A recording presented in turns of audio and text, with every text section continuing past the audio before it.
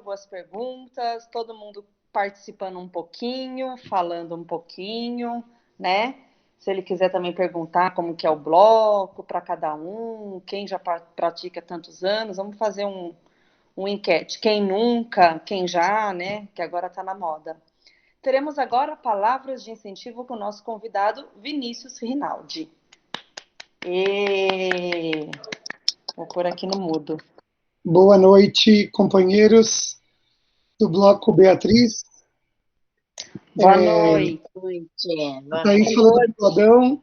A Thaís era assim, me conhecia seu bigodão, não era assim. O Levi também, quando a gente fazia cabe junto, né, Levi? Tinha que cortar a barba toda. Agora, E com cabelo, né? e com cabelo, né? Pois é. Não sei. Tá tudo mudado hoje. Tá tudo mudado hoje.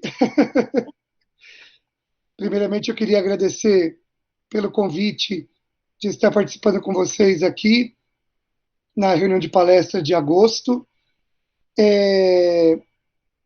Parabenizar a divisão sênior também pela passagem do seu aniversário de fundação. É bom que, no caso da DFJ, não, mas nós que somos o Danshibo, a gente tem que ir treinando a canção porque uma hora a gente vai cantar oficialmente, né? Então, a DS aí esperando a gente para quando a gente chegar também nessa fase aí da vida, né? Eu queria parabenizar a divisão sênior pelo seu aniversário de fundação, nesse mês tão significativo que é o mês da conversão do Ikeda Sensei, que completou mais um ano que completará mais um ano de prática amanhã, dia 24 de agosto, né? E através de toda a sua luta, hoje nós temos essa oportunidade de também aqui no Brasil praticarmos esse maravilhoso budismo. Se alguém quiser falar alguma coisa, por favor, fiquem bastante à vontade. É um momento de diálogo. Se alguém quiser, assim como a companheira Solange, contar um relato também, compartilhar alguma vitória, todos possam ficar à vontade aí para compartilhar algum relato, seja alguma orientação, algum pensamento, alguma frase de que também goste, de que também faz diferença na vida. Enfim, é um momento de da gente trocar algumas ideias. Eu vou dar um pontapé inicial aqui, mas como a Thaís falou, todos fiquem bastante à vontade para abrir o microfone e falar também, por favor, né? Eu estava pensando muito sobre o tema justamente da matéria que a senhora Vera fez sobre fé e linkando isso justamente com o próprio relato da senhora Solange, né? Que quando a gente fala em fé, a fé é uma coisa assim meio que eu me lembro até de uma orientação do senhor Júlio Kosaka, veterano, em que ele fala que a fé é enxergar onde o mortal comum não enxerga. Né? A fé, ela começa daí. Né? Nós somos mortais comuns e temos, ao mesmo tempo, esse potencial inerente de Buda. Nós temos condições de manifestar isso. E, e quando nós ultrapassamos essa visão de mortal comum, enxergamos além, enxergamos como um Buda, acontece toda a vitória que aconteceu na própria vida da Solange. É ali, diante do Gohonzon, fazendo Daimoku, né? Sem criar dúvidas, sabendo que a vitória ela vai acontecer. É uma fé genuína. É uma fé genuína que é livre de dúvidas. É uma fé que é uma fé pura. É aquela fé que, que nós temos e nós devemos preservá-la. É aquela fé do começo de prática. Né? É aquela fé do começo de prática, por isso nós sempre somos ensinados a voltar ao ponto primordial, muitas vezes, né? A voltar de onde nós Aquela fé começamos. que a gente sabe que vai acontecer, né? Que a gente vai conseguir vencer. Não é verdade, Vinícius? Exatamente. Uma vez eu recebi de uma veterana um papelzinho, eu tenho esse papel guardado até hoje, E nesse papel tá bem claro assim, né? A gente não vai fazer daimoku porque a gente está passando por alguma dificuldade. Quando aparece lá o problema, né, não é isso que faz a gente fazer daimoku. A gente faz daimoku porque a gente tem certeza, tem essa fé de que nós seremos vitoriosos. O que nos leva diante do Gohonzon é justamente isso, é a certeza da vitória. Né, é a certeza da vitória. Mas não o problema, né, a situação adversa pela qual passamos. Então, essa fé é justamente essa fé, porque a gente sabe, né? Fé é acreditar, né? Trabalhando com o conceito com significado de palavras. Agora, como que eu coloco essa fé em prática? Essa fé em prática, né? É justamente, né? É diante do Gohonzon e ensinando aos outros, e ensinando o budismo para as demais pessoas. Eu separei um trecho de uma orientação do Sensei que está na Nova Revolução Humana, volume 3, capítulo Raios de Paz, em que o Sensei ele coloca assim: a prática da fé não é coisa de outro mundo. Tudo o que tem a fazer é praticar o Gongyo pela manhã e à noite e ensinar o budismo a quem esteja sofrendo. A propagação acontece naturalmente por meio da expansão da amizade e ao se preocupar com as pessoas. Não há motivo para serem impacientes. E ao surgirem pessoas que queiram praticar, transmitam-lhes coragem e as protejam. É para isso que a organização se torna necessária. Essa fé, então, é dia a dia, prática individual e a prática altruística. Gente, se alguém quiser falar alguma coisa, às vezes eu engato primeiro, eu sou professor. Comecei a falar, nem me apresentei direito para todo mundo, mas eu sou professor, às vezes eu engato a primeira. Quando eu vejo, eu já estou na quinta, na Castelo Branco, na Anchieta, e estou chinelando, falando. Mas se alguém quiser falar, por favor, fique à vontade para abrir o microfone e compartilhar, por favor, tá? É esse o objetivo, justamente, desse momento do diálogo na atividade. Eu não sou o dono da verdade, pode ser que eu não saiba responder a tudo também, né? Mas a gente está aqui para se desenvolver junto, justamente, para poder aí caminhar juntos, né? Trocar incentivos, trocar experiências, né? Nesse momento de diálogo. E Vinícius, nós. Oi. você lembra que quando eu comecei o relato, eu coloquei que existem aqueles relatos que aqueles objetivos concretizados que a turma vê assim como fosse um milagre, né? Então é a cura de uma doença, da minha família também que teve muitos na profissão, né, de desemprego, muitos relatos nesse sentido, né?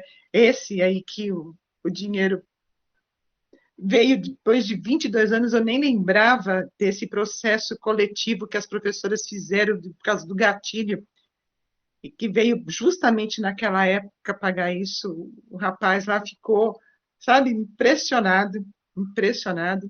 Para falar a verdade, até eu fiquei impressionada, porque você tem a convicção de que você, de alguma forma ou de outra, você vai receber o benefício.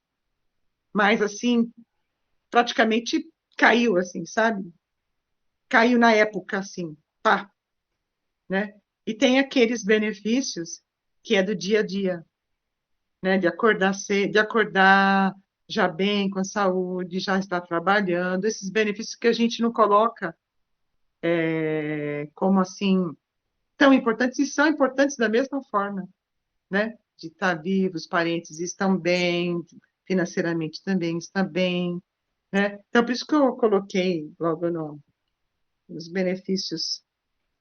É inconspícuos, né? Que fala, não sei, não lembro, né?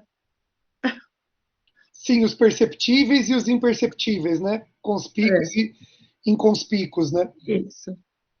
E é curioso, né? Curioso. A gente fala curioso, mas a gente sabe que a causa justamente é o daimoku, né? Que acontece na hora certa, né? Como você colocou, né? Na hora que você nem se lembrava desse outro processo que as professoras fizeram, né? E aí apareceu na hora que você mais precisou, né? Nós temos ali, é, na vida, nós temos altos e baixos, né? É natural que nós passemos por isso. Na visão de um mortal comum, o mortal comum ele se deixa levar por esses altos e baixos. Agora, na visão de um Buda, é nós usarmos cada alto e baixo desse para transformar qualquer situação. E tudo se encaminha com o Daimoku. Na hora certa, o dinheiro apareceu. Né?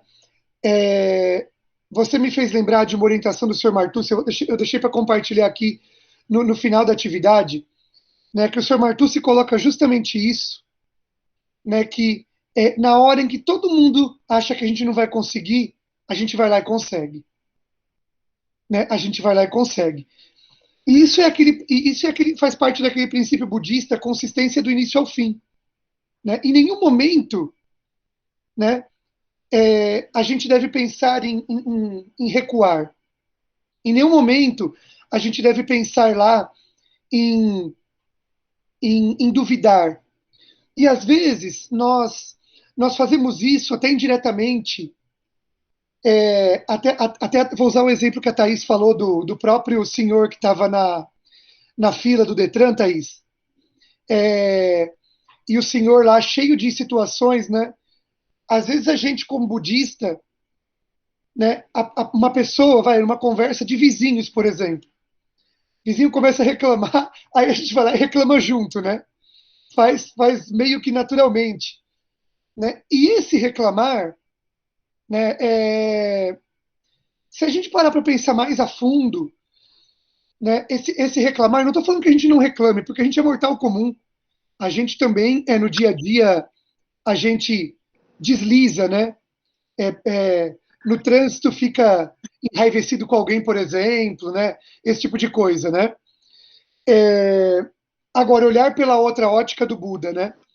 E às vezes, eu quero dizer o seguinte, né? Normalmente a gente, o que a gente tem que fazer, né? É justamente quando vem uma situação como essa, em que a gente pode estar lá e reclamar, por exemplo, né? Nesse momento, o momento de reclamação, embora como mortais comuns isso possa acontecer, é um momento de, na verdade, se a gente reclama, né, de alguma coisa, indiretamente a gente está caluniando a lei. Porque nós praticamos todos os dias. Quando a gente faz Daimoku, a gente aprende que a gente está ali na mesma sintonia do universo. Então, aquele trânsito que a gente pegou, essa dificuldade pela qual a gente passa, isso também está na sintonia do universo, embora não pareça na visão de mortal comum.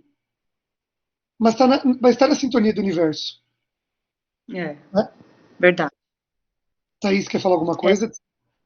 Não, é que eu acho que às vezes, para a gente, mesmo praticando, por a gente, né, ser o ser humano, a gente vê a situação e agradecer um momento de dificuldade, né? Ainda bem que eu estou tendo essa oportunidade para transformar o meu karma. Né? Então, assim, nós hoje, não digo só porque a gente é budista, não, todo mundo é muito julgado, né? A gente está sendo muito alfinetado hoje na sociedade, né? Em vários aspectos. Então, eu, às vezes, eu olho para mim mesma e eu falo, ainda bem que tem bastante gente apontando os meus defeitos, porque eu consigo fazer a minha revolução humana. Né? Infelizmente, essas pessoas que estão fazendo isso para os outros, elas não estão conseguindo enxergar os próprios filhos dela, né? Como dizem que encontrar com o budismo é difícil. E aí entra no que você falou, Vinícius, né? Que a gente tem que, como que se fala? Praticar o budismo, ter a fé, né? Para poder se diferenciar do mortal comum, porque nem sempre ele vê, né? O meu esposo ele falou uma vez para mim assim: eu não gosto de ter problema.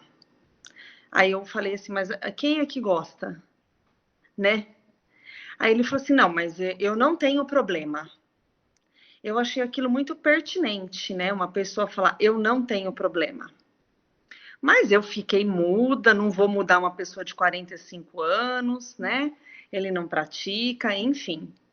E a vida tem colocado situações na vida dele, que não deixa de ser um problema. Né? Todo mundo soube aqui que foi o desemprego, né? Um trabalho que ele mudou totalmente o ramo, várias situações. E aí ele vê o quanto eu desafio no Daimoku. Então eu falo para ele, eu falo, Vinícius, a gente não sabe o nosso dia de amanhã. Então, quando eu sento na frente do oratório de manhã, eu peço a minha proteção. A minha, de todos os membros, né? De tudo que está acontecendo no mundo. Que nem a gente falou semana passada, sabe, Vinícius? A gente tem toda segunda-feira a nossa reunião de bloco. E a gente estava falando sobre aquelas pessoas que estão no Afeganistão. Que quem está preocupado? A gente não está. A gente pensa se a gente tem tempo para ir no hortifruti, se a gente tem dinheiro, se a gente limpou a casa porque ontem parecia que caiu o balão de folhagem na nossa casa. A gente está preocupado com isso, né? Então, assim, eu sou uma pessoa que eu enxergo a gente que pratica o budismo, eu acho que todos nós temos esse sentimento. A gente vai além, entendeu? Além do que as pessoas imaginam que a gente possam ir, né? Do nosso potencial, porque a gente cria uma predisposição das pessoas, um preconceito. Né? Então, todo mundo me olha assim e fala, Thaís é loira, arrumada, não, você acha que ela tem a fé que tem? Você acha que ela fica lá 1 hora do dia dela fazendo daimoku? Então, isso que você está falando é muito importante, mas desculpa, era só para fazer um diálogozinho para mudar um pouco, né? Imagina, que Porque isso. o povo aqui é tímido, o povo é novo de prática, por isso. Tudo novinho de prática.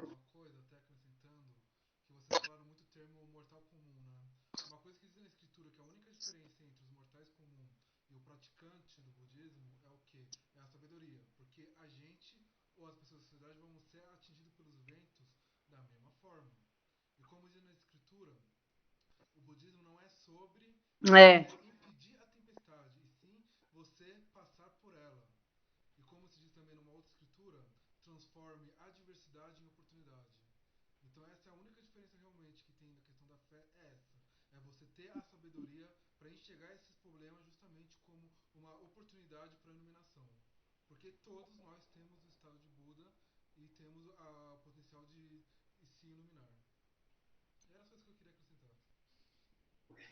E tem uma orientação que coloca justamente que para a gente chegar no estado de Buda, tem que passar pelo de Bodhisattva antes. É pensar sempre no outro, no ensinar o budismo a alguém. Né? Sabe que eu me recordei de uma experiência que eu tive. Né? Eu sou professor, né? Sou professor de português, eu dou aula há 12 anos, e, e a gente sabe, né? A Solange, acho que é professora também, né? Pelo que ela falou, né? Pelo que eu ouvi do relato. E a gente sabe que numa sala de aula a gente não pode falar de budismo de forma nenhuma. Mas os meus alunos começaram a querer saber por conta de ver as minhas atitudes, por conta de ver até rede social, né? Eles ficaram ali interessados, enfim. E no meio desses 12 anos, eu sei que 6 alunos puderam receber o Gohonzon por meu intermédio, né? Por manifestarem o desejo de vir a praticar. Um deles não recebeu, né? E eu crio um vínculo forte com os meus alunos, né? De poder ajudar, de sempre estar ali lado a lado, né? E eu me lembro que um deles, ele foi fazer um intercâmbio no Canadá e foi se hospedar naquelas casas de família que hospedam intercambistas, né? Ele mandou mensagem para mim e falou: tô meio para baixo aqui porque eu não conheço ninguém, ou é trabalhando, estudando em casa, trabalhando, estudando em casa, e não saía de casa porque eu não conhecia as pessoas, né? Enfim. E aí eu comecei a ensinar o budismo para ele, né? Ensinar o Daimoku, né? Enfim. E incentivei ele para que ele pudesse recitar também, né? 2 dias depois, ele me aparece com uma mensagem assim, né?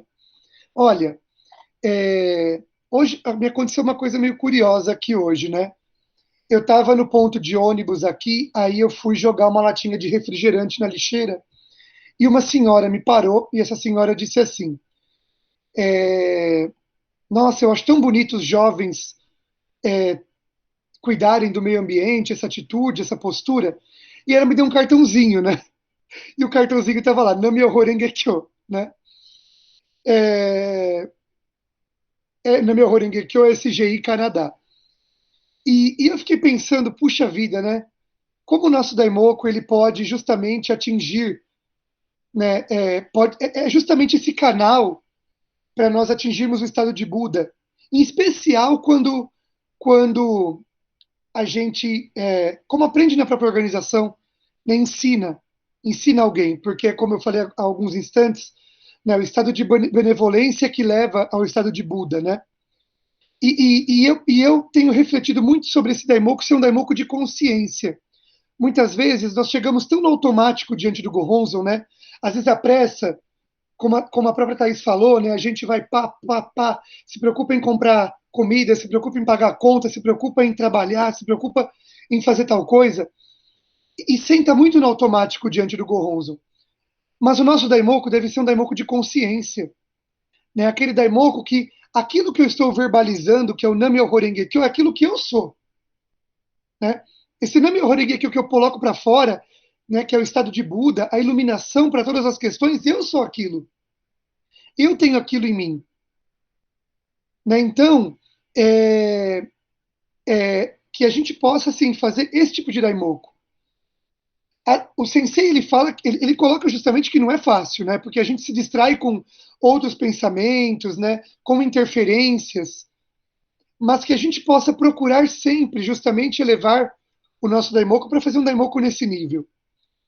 Recentemente, nós tivemos um diálogo na SUB com o, o senhor Jurutina, vice-presidente, e ele colocou um aspecto muito importante que eu gostaria de compartilhar aqui. Estamos entre veteranos, né, que já praticam há um bom tempo, há muito mais do que eu, né, inclusive.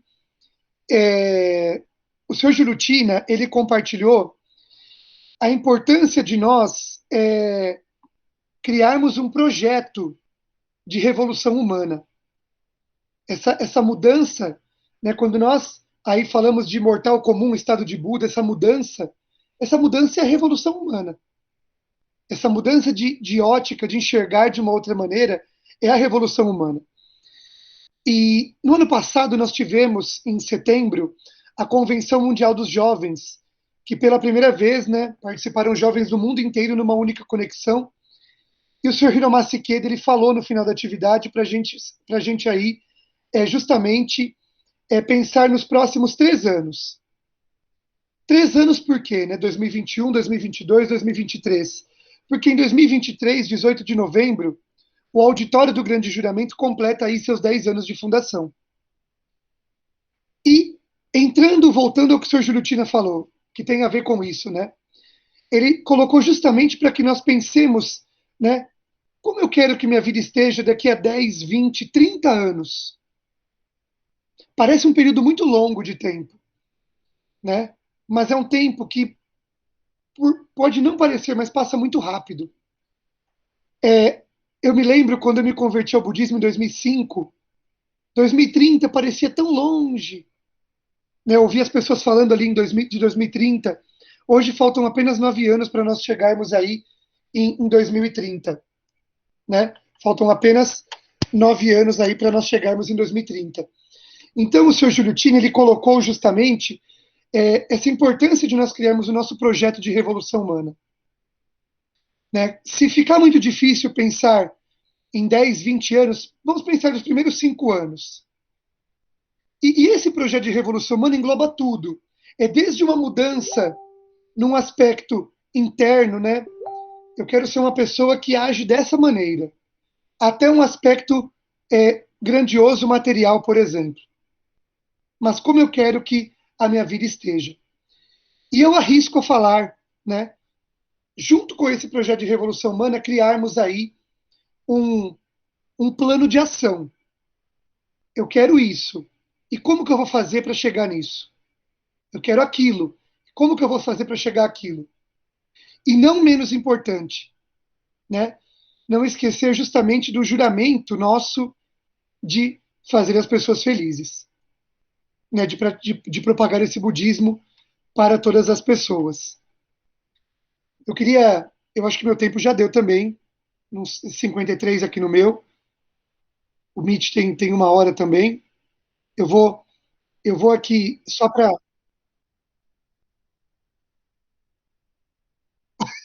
Ah, então vamos tomar a ceia da noite, fazer um chazinho aqui. Ai, posso. Mas eu tenho tempo ainda. Como é que está o horário da programação? Thaís, posso? Não, agora eu voltei, é porque minha câmera tá meio ruinzinha. Não, você já tá finalizando, aí depois de Beleza, você temos só palavras de agradecimento. beleza. Mas é muito bom você compartilhar tudo isso com a gente, porque faz tempo que a gente não tem noção dessas atividades, entendeu? Então é muito bom mesmo.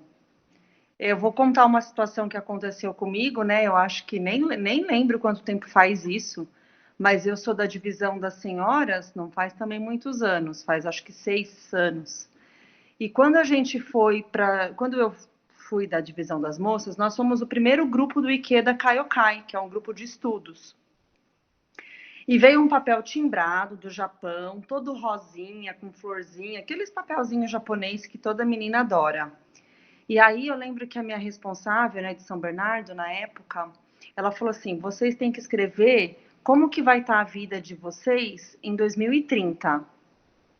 Nossa, a primeira coisa que eu pensei foi na idade que eu estaria. Então eu estaria com 52 anos. Para saber se eu estava viva ou não, como que eu estaria, né? Capengando, não sei. Aí eu falei, nossa, mas é muito tempo. Como é que eu vou pensar, né? Eu acho que eu tinha 20 e poucos anos, né? Talvez isso. E aí eu fui escrevendo em tópicos, né? Tudo que eu imaginava que eu gostaria, né? De estar formada, de poder dar uma condição boa para os meus pais, né? Que era tirar eles dos aluguel. Eu ter um companheiro, mas assim, não tinha aquele foco, né? De querer casar, né? De eu poder sempre estar bem. Eu lembro que eu escrevi 10 itens. E eu tenho esse papel guardado até hoje. E é muito engraçado porque eu lembrei dele há 3 anos atrás. Aí eu estava fazendo meu Daimoku e falei assim: nossa, como eu sou uma pessoa afortunada. Porque quando você é jovem, às vezes você faz Daimoku mesmo sem ter problema. Era isso que eu ouvia. Com 15 anos, qual era a minha obrigação? Passar de ano na escola. Então a japonesada falava assim para mim: faz bastante Daimoku, porque um dia você vai precisar. Nossa, eu fiquei até com medo. Falei, vixe, vamos fazer, entendeu? E aí veio inúmeras situações, né? Muitas. Tudo, financeiro, familiar, saúde, na família, tudo. E aí eu me dei conta que em menos de desses 2030 chegar, eu já tinha realizado todos. Né? Porque eu também lutei pelo Coceirufo, eu não fiquei ali focada naquilo ali, obcecada naquele papel. Eu fiz a minha prática, né? Porque quando a gente também visa só o nosso problema, é complicado. É que nem o que a Solange falou. Eu sentei para fazer, gente, um Daimoku sincero. Que ela sabia que ali ela podia ter uma solução para a vida dela. Né? E muitas vezes a gente, como praticante do budismo, a gente também vive um problema todos os dias, né? Querendo prazo, data, que vai acontecer. Então, assim, é claro que a gente tem que colocar um objetivo para a nossa revolução humana. Eu não tenho dúvida, eu sou super a favor disso, porque senão a gente deixa a vida me levar, né? Mas também a gente tem que lutar pelo coceirufo. Uma vez eu ouvi isso, né? Tem um membro aqui de São Bernardo, que na época ele era meu responsável, um japonês, ele era bem bravo. E todo dia que eu chegava de terça-feira, ele falava assim para mim: para de reclamar que você está desempregada, porque não tem só você desempregada no mundo. Vai visitar as meninas lá no Morro do Montanhão. Eu cheguei brava em casa, né, falando para minha mãe que eu não queria mais ver aquele japonês. A minha mãe falou: vai fazer daimoku para você transformar o seu coração. E hoje eu entendo que a melhor coisa que eu fiz foi cuidar das meninas. Porque quando eu chegava, tinha um monte de entrevista para ser feita. Então, quando a gente luta pelo coceirufo, meu, as coisas acontecem. Né? Quando eu fico com tiririco só de daimoku, eu não gosto. Eu falo, não, não vamos fazer daimoku, porque não dá. Mas era isso, só para falar do Ikeda Kaiokai, que eu achei que foi Aí, muito isso me bom para fez minha vida. lembrar que eu também tenho esse papelzinho, que eu era nova de prática quando eu fui numa reunião com a minha afilhada até. E aí eu não sabia o que escrever. E as meninas lá falaram, Silvana, escreve tudo que você está sentindo, né? O que você quer para até 2030, né? Quando chegar. Aí eu lembro Sim, exatamente que eu escrevi, que eu queria ser feliz e ter a fé de todas aquelas pessoas. E eu falava assim, eu é, quero ser calma igual todo mundo, porque todo mundo é tão é, tranquilo. E é, realmente eu consegui, sabe, tudo é, isso assim. E eu lembro que a minha filhada, ela falava para mim que ela é falecida, né? E aí ela falou para mim assim: escreve, madrinha, tudo que você está sentindo. E você vai ver, depois você vai olhar, vai passar super rapidinho. E aí a forma como ela falava para mim, parecia que ela já estava vendo que ela já não iria mais estar, sabe? Ali comigo. E foi muito emocionante mesmo. Esses dias eu estava mexendo nas minhas coisas. Ai, desculpa a minha voz. E lembrando disso, dessa reunião que eu tive de E Dead assim, Shop. gente, eu acho o seguinte, que só compreende quem faz a prática. Porque se você fala com uma pessoa que não recita o Nami Horengekyo, eles vão falar assim, mas como? Ai, fazer um objetivo para 2050? É, porque a gente tem que ir atrás dos nossos objetivos de vida, né? Então, eu nunca quis confrontar muito o que eu estudo, eu sempre coloco em prática. É isso, Vinícius. Passo a Você palavra não, para você, se que você agora a não, gente se está você, agora tá acabando. É, como vocês falaram, né? E naturalmente, né? Coloca ali e vai. É assim, né? Coloca ali e vai. Eu queria finalizar, então, como nós estamos aí em agosto, né? Praticamente as atividades voltaram agora, faz uns 20 dias mais ou menos, né? O segundo semestre está começando, nós temos aí um chãozinho até chegar dezembro, mas que nós tenhamos esse gás para justamente alcançar as vitórias ainda neste ano. O ano não acabou ainda, né? E, e o senhor Martucci, naquele.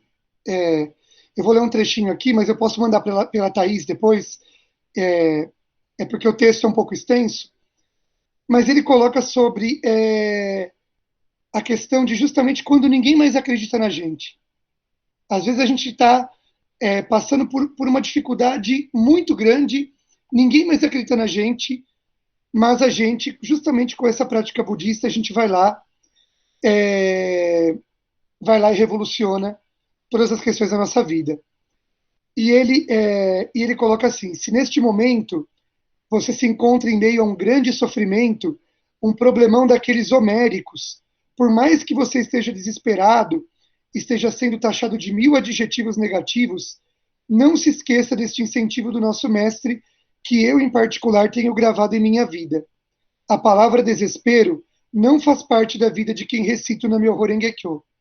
Agora chegou minha hora de provar que sou mais eu. Agora vão conhecer de quem sou discípulo. Agora vão saber por que optei ser membro da Soka Gakkai. Agora vou mostrar como se faz a verdadeira prática da fé. Já que ninguém acredita mais em mim, que ninguém acha que me sairei bem, vou vencer. Afinal, sou leão e o leão não procura companheiros. Um leão vale mais que 1000 ovelhas. É assim que surgem os grandes relatos de experiência daqueles que incentivam companheiros no Brasil e no mundo. Quando o médico desengana, quando a ordem de despejo chega, quando o filho vai preso, quando o lar está desmoronando, quando acontecem acidentes, quando o dinheiro já acabou, enfim, quando ninguém mais acredita na gente, é que surge a força capaz de sacudir e abalar. O ano ainda não acabou. O sonho ainda não acabou. A esperança de um bom budista não acaba nunca. Portanto, como afirma o poeta Tiago de Mello, faz escuro, mas eu canto, porque o amanhã vai chegar.